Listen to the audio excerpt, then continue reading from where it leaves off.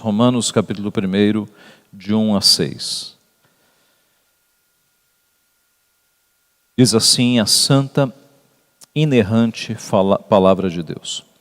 Paulo, servo de Jesus Cristo, chamado para ser apóstolo, separado para o Evangelho de Deus, o qual foi por Deus outrora prometido por intermédio dos seus profetas nas Sagradas Escrituras, com respeito a seu filho, o qual, segundo a carne, veio da descendência de Davi e foi designado Filho de Deus com poder, segundo o Espírito da Santidade, pela ressurreição dos mortos, a saber, Jesus Cristo nosso Senhor, por intermédio de quem viemos a receber graça e apostolado por amor do seu nome, para obediência por fé entre todos os gentios, de cujo número sois também vós, chamados para serdes de Jesus Cristo. Até aqui.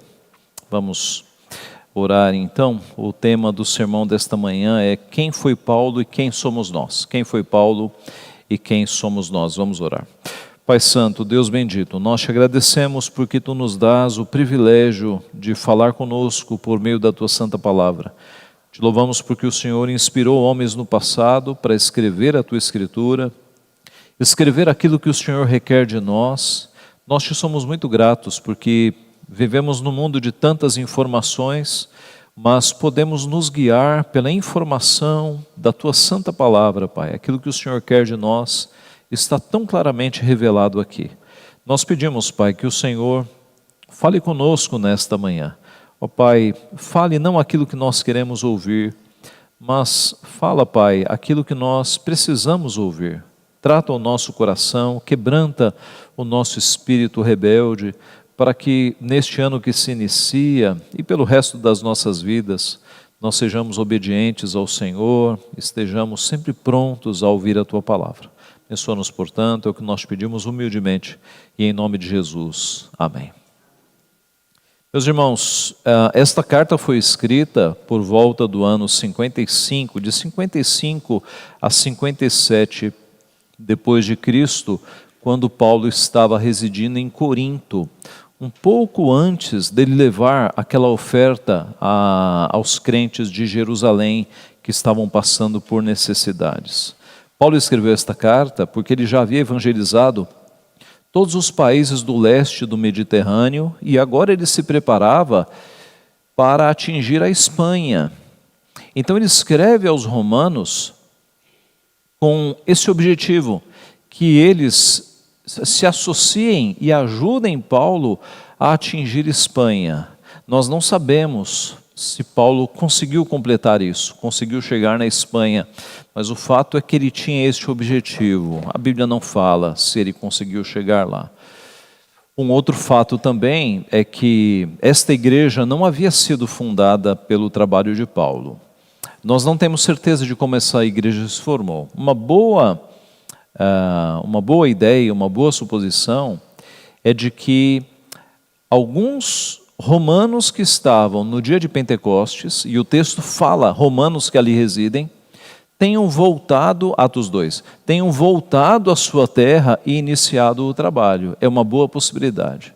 O que nós temos certeza é que esta é uma igreja que não foi fundada por Paulo e que ele não havia visitado ainda, como fica bem claro já no primeiro capítulo, quando ele fala que deseja muito visitar os irmãos e que ele ainda não foi lá, não foi por vergonha do Evangelho, porque ele não se envergonha do Evangelho. Então, Paulo tem o desejo de visitar aqueles crentes, mas enquanto isso não acontece, ele escreve um relato detalhado de alguma forma e resumido de outra, porque a obra de Deus é gigantesca, mas mostrando o Evangelho, tudo aquilo que Deus fez por nós, até o capítulo 11, e a partir do capítulo 12, o que nós devemos fazer, como deve ser a nossa consagração, considerando a obra que Deus Pai, Deus Filho e Deus Espírito Santo fizeram por nós.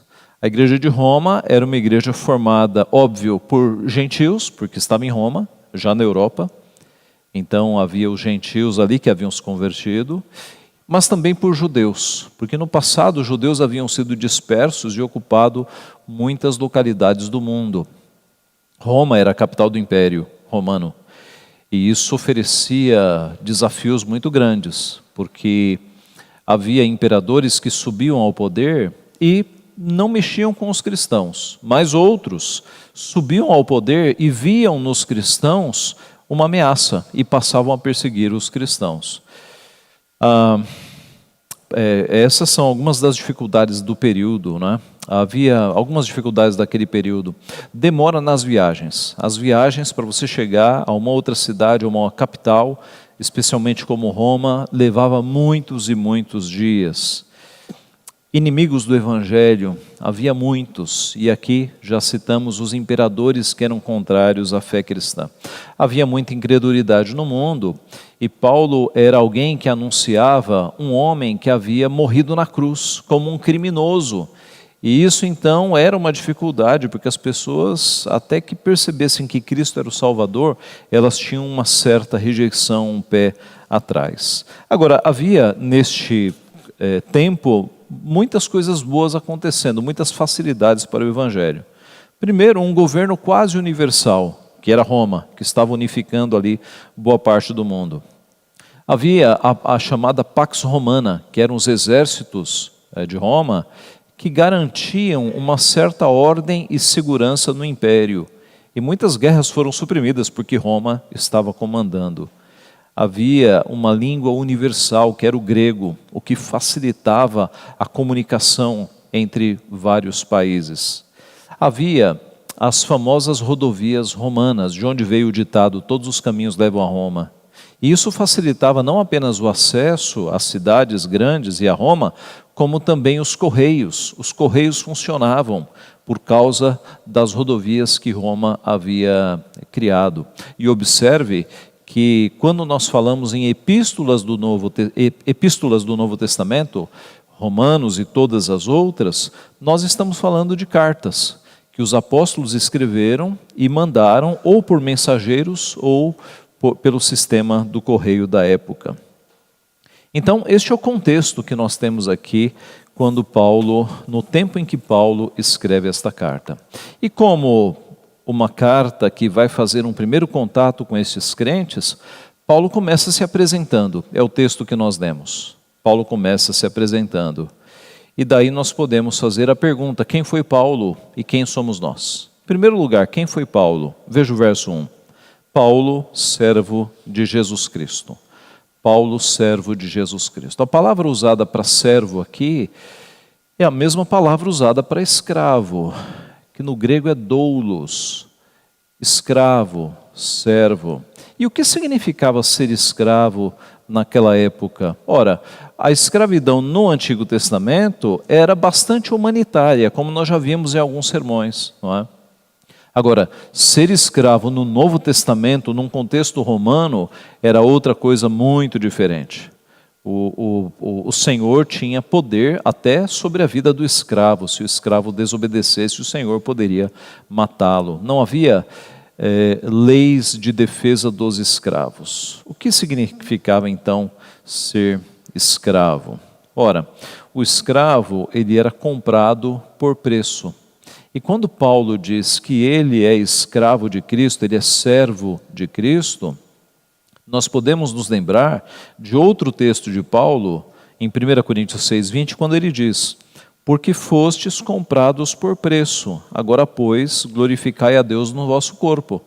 Com que preço Deus nos comprou? Não foi com prata, nem com ouro, nem com pedras preciosas, foi com o sangue de Cristo. Então nós fomos comprados para Deus com o quê? Com o precioso sangue de Cristo.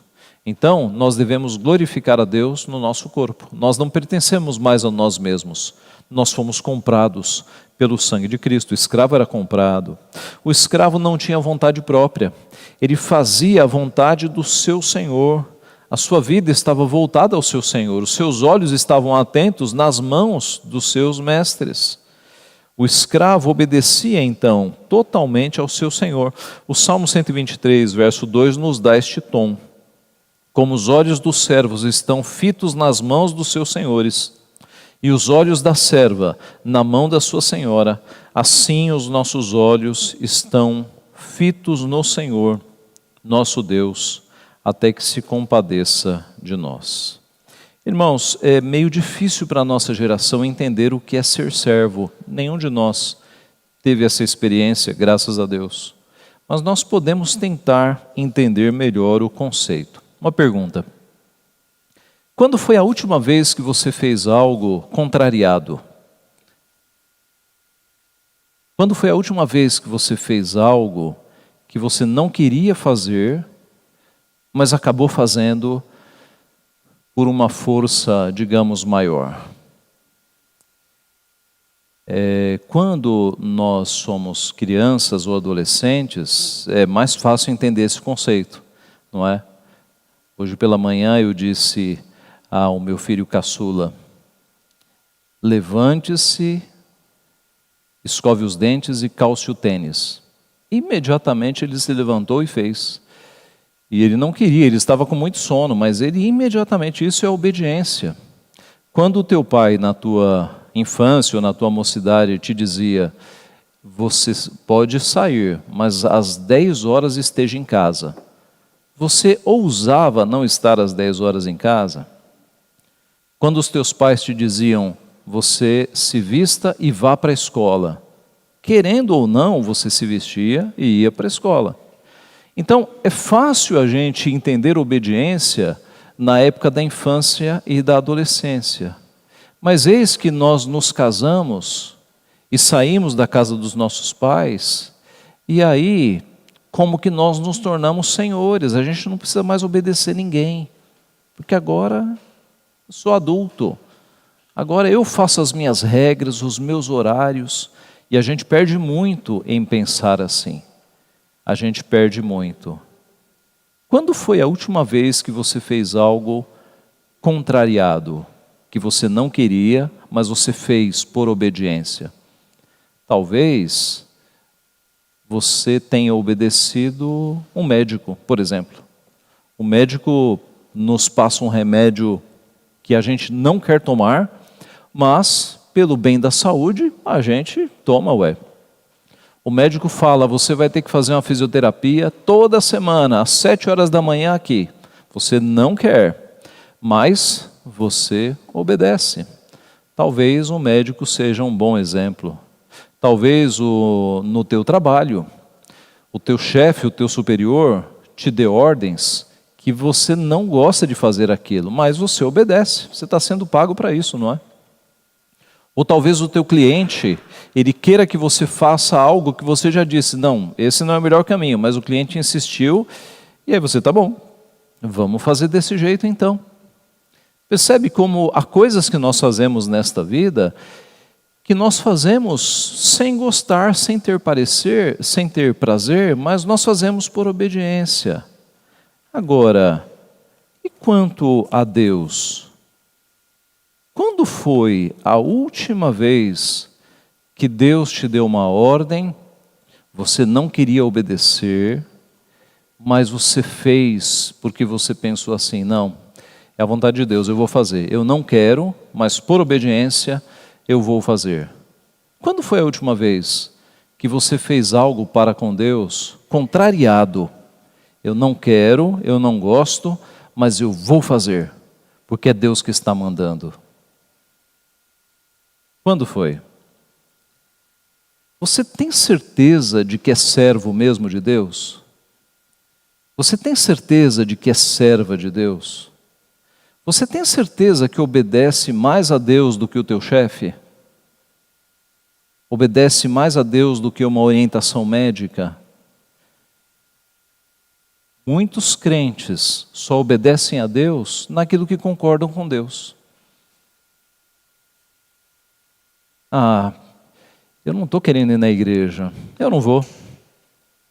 Eu não estou querendo participar de reunião de oração, não vou participar. Sábado, ir na igreja, não quero, não vou. Então muitos crentes, na verdade, são senhores, não são servos. Porque só obedecem a Deus naquilo em que Deus concorda com eles. Estão percebendo? Qual seria o comportamento de servo? Eu não estou querendo ir na igreja, eu estou muito cansado, mas Deus me manda ir na igreja, então eu vou obedecê-lo. Eu não quero participar de reunião de oração, mas Deus me manda orar com o seu povo, então eu vou participar por obediência a Deus. Por obediência. Eu não gosto de participar dos trabalhos de sábado, mas é meu compromisso com Deus, não é? Então eu vou participar.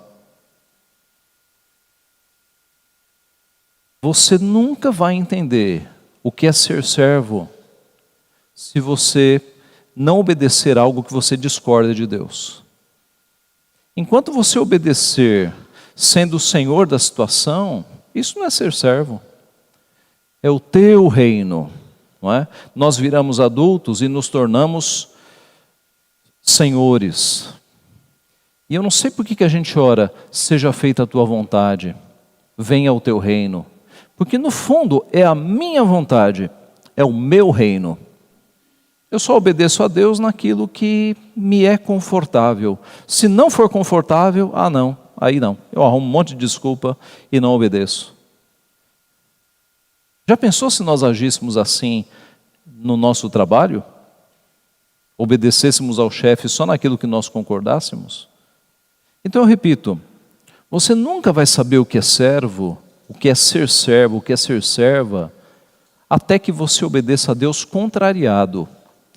O dia que você obedecer a Deus contrariado, Senhor, eu não quero, eu não gosto, mas pela tua palavra eu vou obedecer.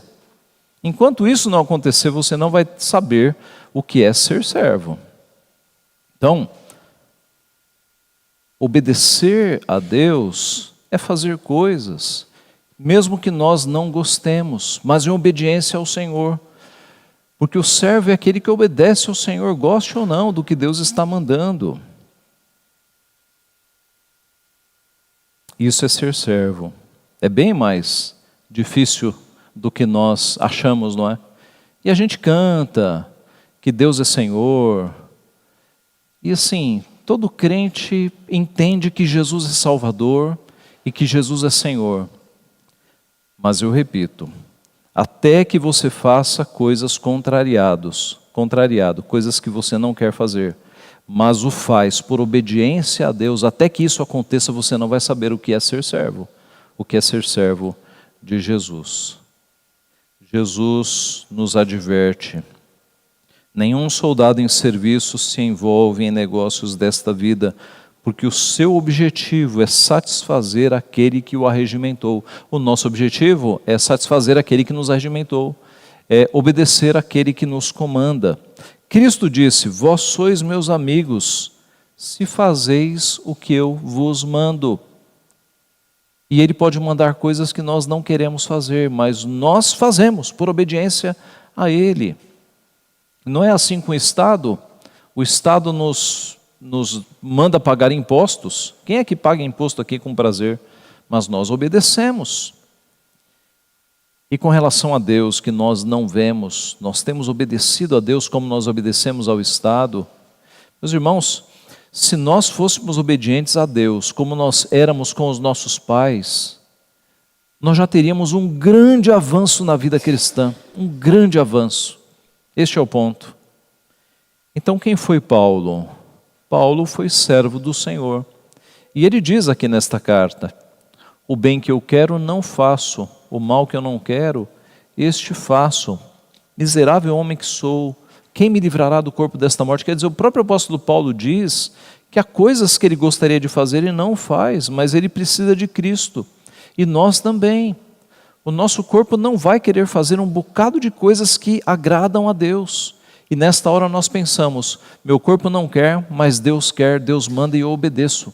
Baseado na tua palavra eu jogarei as redes, como disseram os discípulos pescadores. Então, quem foi Paulo e quem somos nós? Paulo se nomeia aqui na primeira frase, servo de Jesus Cristo. Em segundo lugar, na sequência do texto, chamado para ser apóstolo. Chamado para ser apóstolo. E aqui nós temos aquela questão. Cristo escolheu 12 homens para ser apóstolos. Judas o traiu, Judas foi designado para isto, e o corpo apostólico ficou com 11. Eles então levantaram critérios e escolheram um para suprir o lugar de Judas, que foi Matias. Voltou a ser 12. Mas e Paulo? E Paulo? Veja, Paulo, ele se nomeia como um apóstolo temporão, um apóstolo nascido fora de tempo. Lá em Atos, capítulo 1, de 15 a 20, você tem os critérios que eles levantaram para a escolha de Matias. Os critérios eram: tem que ter sido discípulo de Cristo durante o seu ministério, tem que ter sido testemunha ocular de Cristo na ressurreição e tem que ter recebido o chamado do próprio Jesus. Paulo cumpria estas exigências. Ora, Paulo não havia sido contemporâneo de Jesus, não havia acompanhado como discípulo o ministério de Jesus. Mas Paulo recebeu isso por revelação. Paulo recebeu um chamado posterior de Jesus. Em Atos 26, de 16 a 18, ele explica. Ele conta como foi o seu chamado. Cristo disse: levanta-te, firma-te sobre teus pés, porque por isto te apareci, para te constituir ministro e testemunha, tanto das coisas em que me viste, como daquelas pelas quais te aparecerei ainda, livrando-te do povo e dos gentios, para os quais eu te envio, para lhes abrires os olhos e os converteres das trevas para a luz, e da potestade de Satanás para Deus, a fim de que recebam eles remissão de pecados e herança, entre os quais são santificados pela fé em mim. Cristo apareceu a Paulo algumas vezes e trouxe revelações a Paulo e chamou Paulo para ser o seu apóstolo. Paulo, algumas vezes no Novo Testamento, faz essa defesa de que ele é um apóstolo chamado por Cristo. Em 1 Coríntios 15, por exemplo, ele diz: porque eu sou o menor, aliás, depois foi visto por Tiago, mais tarde por todos os apóstolos, e afinal, depois de todos, foi também visto por mim, como por um nascido fora de tempo. Porque eu sou o menor dos apóstolos, que mesmo não sou digno de ser chamado apóstolo, pois persegui a igreja de Deus. Mas pela graça de Deus sou o que sou, e a sua graça que me foi concedida não se tornou vã. Antes trabalhei muito mais do que todos eles, todavia não eu, mas a graça de Deus comigo. Portanto, seja eu ou sejam eles, assim pregamos e assim crestes. Então Paulo, embora não tenha cumprido aqueles critérios fisicamente, Jesus trouxe por revelação tudo aquilo que Paulo necessitava para ser apóstolo. Mas aí você pode pensar assim: mas pastor, então hoje alguém pode se levantar como apóstolo? Isso tem acontecido, não é? Você tem igrejas neopentecostais em que alguns homens se declaram apóstolos. Então, pastor, estes de hoje não podem estar sendo chamados por Deus, recebendo uma visão? Ora, Deus não opera mais assim, por meio de visões. E há um ponto que nós nos esquecemos, que é o seguinte: Paulo, além de ter sido chamado por Cristo por visões e revelações, ele foi aceito pelo colégio apostólico. Ele não era um concorrente dos apóstolos. Assim que ele se converteu, ele foi abraçado pelos apóstolos. E você tem textos em que os apóstolos estão enviando Paulo para as missões. Então, não basta alguém hoje dizer: eu sou um apóstolo, eu recebi uma visão. Não, não. Tem que ter o reconhecimento do colégio apostólico. Isso é impossível. Paulo teve. Paulo foi reconhecido. Pedro, por exemplo, na segunda epístola, capítulo 3, ele diz assim: e tende por salvação a longanimidade de nosso Senhor, como igualmente o nosso amado irmão Paulo vos escreveu, segundo a sabedoria que lhe foi dada. Então note, o nosso amado irmão Paulo, Pedro, reconhecia o apostolado de Paulo e os outros apóstolos também. Então este é um ponto que os apóstolos modernos não podem cumprir. Eles não têm a validação do colégio apostólico. Paulo tinha. Assim, meus irmãos, Paulo foi chamado para ser um apóstolo, um enviado do Senhor. Hoje ninguém mais pode ser apóstolo no sentido em que aqueles homens e que Paulo foram, e muito menos se autoproclamar apóstolo. Em terceiro lugar, além então de Paulo ser servo de Cristo, chamado para ser apóstolo, veja a sequência do texto: ele foi separado para o Evangelho de Deus. Separado para o Evangelho de Deus. Ele foi tirado do mundo e separado, consagrado, santificado para uma função específica. Que função? O Evangelho de Deus, o Evangelho que pertence a Deus, o Evangelho é de Deus.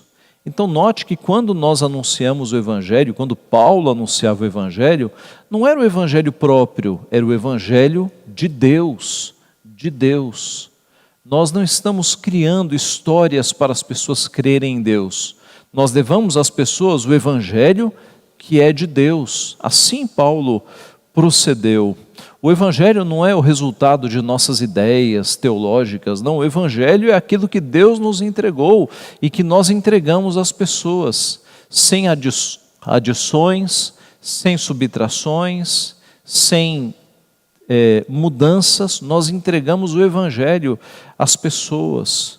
O texto que nós temos aqui diante de nós tem 6 verdades muito importantes sobre o Evangelho. Primeiro, a sua origem. O Evangelho é de Deus. O Evangelho é de Deus. Segundo, a sua essência. Veja o verso 3. Com respeito a seu filho, o qual, segundo a carne, veio da descendência de Davi. Ele é filho de Deus, Cristo é Deus, e ele é, por descendência, filho de Davi. Ele é homem. Então a essência do Evangelho é Cristo, Deus e homem. E você deve ter reparado aqui que não há nenhuma menção a Maria. Maria foi aquela que foi portadora de Deus e homem, da pessoa de Cristo, que é Deus e homem ao mesmo tempo. Mas observe, meus irmãos, que ao contrário do que os romanistas fazem hoje, você não tem ênfase na pessoa de Maria no Novo Testamento. Aqui seria um local, não é? O romanismo criou uma imagem de Maria como sendo medianeira, advogada, rainha celestial, intercessora. Criou uma imagem que a Bíblia não faz. Esse era um texto para estar escrito se Maria recebesse essa ênfase, veio da Virgem Maria, mas não, veio da descendência de Davi. O ponto aqui é mostrar que Jesus ele é o Rei eterno, ele é o descendente de Davi que firmaria um reino eterno. A essência do Evangelho é Jesus Cristo, Deus e homem, Deus encarnado. Nós temos aqui também uma terceira verdade, que é a autenticidade do Evangelho, as Escrituras. Veja o verso 2. O qual foi por Deus, o Evangelho outrora, prometido por intermédio dos seus profetas nas Sagradas Escrituras. A ênfase de Deus nunca foi a tradição oral. A ênfase de Deus sempre foi as Escrituras. Deus disse para Moisés: escreve tudo que eu vou te mostrar. E Moisés escreveu o Pentateuco. E tudo o que foi acontecendo na história de Deus não virou tradição oral, foi escrito. Tudo foi escrito para o nosso ensino. E aqui nós temos bem claro que o Evangelho nos foi trazido por intermédio dos profetas nas Sagradas Escrituras. A autenticidade. Quarta verdade, o seu alvo, que abranger as nações. Verso 5. Por intermédio de quem viemos a receber graça e apostolado, por amor de seu nome, para obediência por fé entre todos os gentios. O Evangelho não foi feito para ficar só em Israel, ali entre Jesus e os apóstolos, que eram de Israel, mas o Evangelho foi projetado por Deus para atingir todas as nações, os gentios no nosso texto, né? Todas as gentes, para que a profecia dada a Abraão, de que em ti serão benditas todas as nações da terra, se cumprisse. Não foi um plano B de Deus. Desde Abraão já havia essa promessa, que um dia a revelação de Deus que estava ali primeiro em Israel, ela atingiria todas as nações da terra, e as nações seriam benditas por causa do Evangelho de Deus. Uma quinta verdade, o seu propósito imediato, levar pessoas à obediência pela fé, que é o que nós temos aqui no verso 5. Para a obediência por fé entre todos os gentios. Então o Evangelho, ele não é apenas para que as pessoas tomem conhecimento, mas para que elas obedeçam a Deus, para que elas ajam, para que elas obedeçam. E por fim, a sexta verdade aqui, que é o seu propósito final, a glória suprema do nome de Jesus. Verso 5 também. Por intermédio de quem viemos a receber graça e apostolado, por amor do seu nome, para a obediência por fé. Então é por amor do seu nome, é o nome de Cristo que é sempre glorificado. Então, meus irmãos, o Evangelho não é um produto que nós nos esforçamos para vender e usamos técnicas de venda para passar, nada disso. O Evangelho, Paulo vai dizer na sequência do texto, é o poder de Deus para a salvação. É o poder de Deus para a salvação. É muito mais do que um produto, do que um serviço. É o poder de Deus. Pense no poder de Deus na criação do mundo. Do nada, Deus criou toda a matéria-prima existente, todos os átomos, todas as moléculas, tudo que existe, nada existia. E Deus, com a sua palavra, fez tudo existir, tudo existir. E Ele fez tudo o que nós vemos hoje, a terra, os astros celestes, os planetas, as plantas, os animais, tudo o que existe. Houve um momento em que nada existia, só Deus. E pela sua palavra tudo se formou. Pense no poder empregado por Deus para criar um universo. O poder usado por Deus para ressuscitar a Cristo, tirá-lo da sepultura, trazê-lo à vida. Agora pegue todo esse poder e aplique no coração de uma pessoa. Isso é conversão. Então, o Evangelho é o poder de Deus para a salvação das pessoas.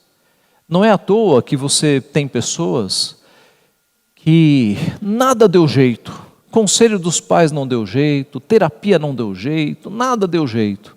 Aí o Evangelho vai naquele coração seco de pedra e dá vida, e faz com que a vida floresça.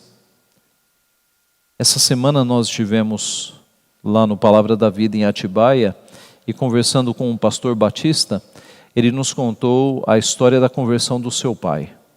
O seu pai, um homem muito inteligente, engenheiro, muito lógico, muito pensamento exato, e não cria em Deus, não cria em Deus. A vida inteira sem crer em Deus. A mãe dele se converteu, irmãos se converteram, ele virou pastor, mas o pai lá na incredulidade, nada. A idade chegou, uma demência veio, e aí a família quis cuidar, mas os médicos falaram, olha, vocês vão precisar de alguém para cuidar 24 horas dele, porque ele não pode ter acesso à cozinha, é melhor colocar numa boa clínica, para que ele não tenha acesso à cozinha e receba todos os tratamentos. E assim eles fizeram, colocaram numa clínica. E esse meu amigo pastor, assim, já quase sem esperanças da conversão do pai, né? Quase sem esperanças. E aí veio a demência, e aí que ele ficou sem esperança mesmo. Agora imagina, meu pai lúcido não acreditava, com certa demência, como é que ele vai acreditar? E ele foi visitar o seu pai num dia, época de pandemia, não podia entrar na clínica, né? O pai ficava assim, para dentro da clínica, ele ficava para fora. E ele foi visitar seu pai, e assim, já sem fé de que o seu pai pudesse se converter, porque muitas vezes ele havia pregado o Evangelho, a mãe havia pregado, e o pai uma pedra. E aí ele se lembrou de quando Moisés estava na frente do Mar Vermelho, água na frente, exércitos de Faraó chegando. E aí Moisés consulta a Deus e Deus fala, diga ao povo que marche. Diga ao povo que marche. Como assim? Marchar para dentro do Mar Vermelho? Diga ao povo que marche. E você sabe o que Deus fez. E aí ele estava chegando na clínica e veio esse pensamento, diga ao povo que marche. E ele pensou, tá bom Deus, eu vou pregar o Evangelho mais uma vez. E ele começou a falar com o seu pai, e o seu pai começou a responder totalmente lúcido, como se não tivesse mais a demência. Deus deu ali, Deus fez o pai voltar à lucidez. E ele falou: pai, o senhor, quantos pecados são necessários para alguém ir para o inferno? E o pai falou: basta um pecado já lança a pessoa no inferno. Pois é, pai, então como é que a gente faz? Não tem jeito. Só se tivesse um substituto. O pastor falou, né, pai, só se houvesse um substituto, né? E haveria, aí o pai falou, Cristo poderia ser. Então, pai, Cristo é o substituto para pagar os teus pecados. Você não gostaria de ter Cristo como teu substituto para não ir para o inferno? E o pai falou, é claro que eu gostaria. Então vamos orar agora. E ele orou e o pai recebeu a Cristo como Senhor e Salvador da sua vida. E terminada a oração, o pai voltou à demência. E aí já não falava mais nada com nada. Deus deu uns 15 minutos ali para que o mar vermelho se abrisse. Deus deu uns 15 minutos para que o pai aceitasse a Cristo como Senhor e Salvador da sua vida. Este é o Evangelho, meus irmãos. Esse é o Deus que nós servimos. Não há impossíveis. Não há impossíveis. Aquele membro da tua família que você já está quase perdendo a esperança, o Evangelho é o poder de Deus para a salvação. Não duvide. Deus é poderoso para quebrar corações de pedra. E aí esse pastor nos contando, né, como a sua fé foi fortalecida depois que Deus fez um milagre à vista dos seus olhos. À vista dos seus olhos. Este é o Evangelho de Deus, meus irmãos. Ele ultrapassa a nossa racionalidade. Ele é o poder de Deus que faz o que mais nada pode fazer neste mundo. Concluindo, quem foi Paulo e quem fomos nós? Paulo foi servo de Jesus Cristo, foi chamado para ser apóstolo, foi separado para o Evangelho de Deus. Quem somos nós? Nós somos servos de Jesus Cristo. Nós não somos apóstolos, mas somos seus discípulos. E nós fomos separados também para o Evangelho que não é nosso, o Evangelho que é de Deus, que é o poder de Deus para a salvação. Nós estamos no primeiro domingo do ano. E é sempre bom esses começos de ano para a gente pensar em como é que está a nossa vida, o que vai acontecer no decorrer do ano, né? Fazer alguns votos. É sempre bom a gente organizar a vida nos começos, né? E eu creio que nós temos uma boa oportunidade de pensarmos em como está a nossa vida no que diz respeito a servos de Cristo. E pedir a Deus que nos faça de fato servos. Que a gente possa falar com o apóstolo Paulo, eu sou servo de Deus, eu sou servo de Cristo. Mesmo quando Deus me diz algo que eu não quero fazer, eu faço porque eu sou servo de Deus. Eu faço.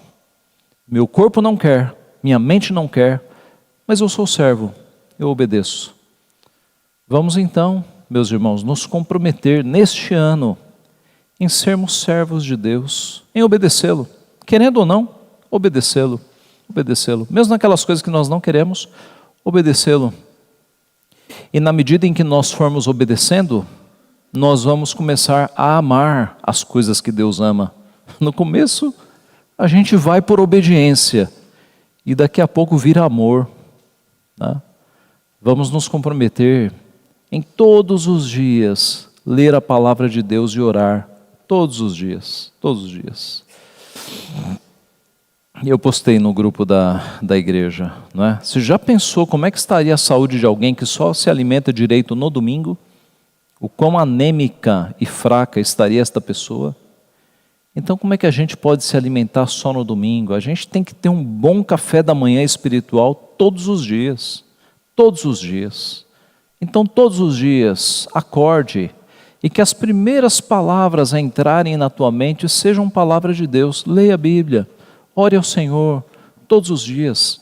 Faça esse compromisso agora, no começo do ano, para que você tenha um ano abençoado, que a tua alma seja fortalecida. Isso vai te custar 5, 10 minutos. Comece o dia com uma comunhão forte com o teu Deus, lendo a sua palavra, orando ao Senhor. Isso vai fazer toda a diferença no teu dia e no teu ano. Vamos nos consagrar. Que 2024 seja um ano não de prosperidade, de coisas que são efêmeras, passageiras, supérfluas, mas que seja um ano de consagração a Deus, de obediência a Deus, que a nossa vida mude, que o nosso coração seja transformado, para que nós sejamos cada vez mais servos e servas do Senhor, obedientes a Ele e à sua vontade. Que Ele assim nos abençoe. Amém.